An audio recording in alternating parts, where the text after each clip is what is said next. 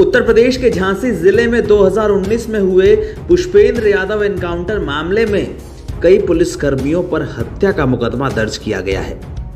Allahabad high court के आदेश के बाद इस मुठभेड़ में शामिल तत्कालीन मोड़ थाना प्रभारी धर्मेंद्र सिंह समेत तमाम पुलिसकर्मियों पर हत्या के मुकदमे दर्ज किए गए हैं। इस मामले की जांच अब सीबीसीआईडी को सौंप दी गई है।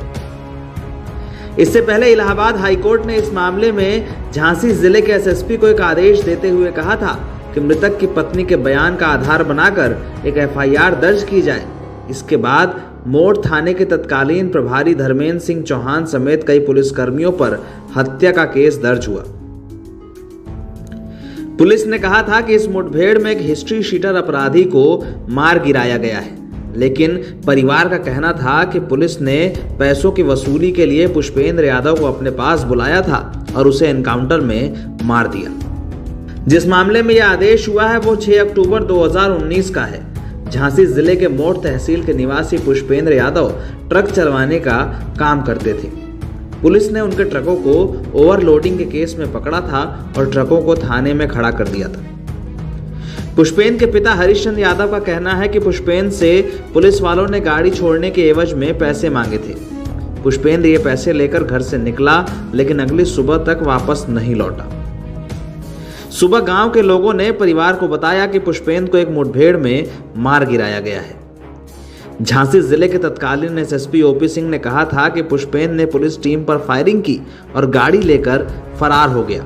इसके बाद क्रॉस फायरिंग में उसे मार गिराया गया। हालांकि परिवार का कहना था कि पुष्पेंद्र बिजनेसमैन था और उस पर कोई भी केस दर्ज नहीं था। पुलिस ने पुष्पेंद्र का फर्जी एनकाउंटर किया और बाद में इसे एक मुठभेड़ बताकर वाहवाही लूटने की कोशिश की।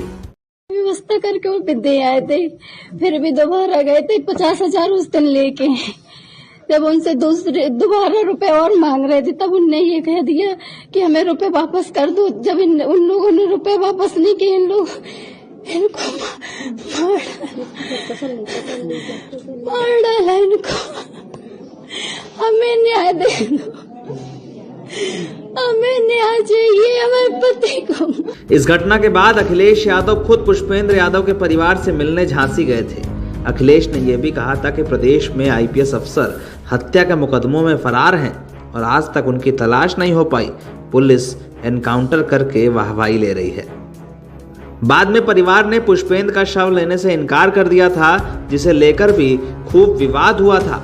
परिवार के ऐसा करने के बाद पुलिस वालों ने पुष्पेंद्र के शव का अंतिम संस्कार परिवार की गैर मौजूदगी में ही कर दिया था।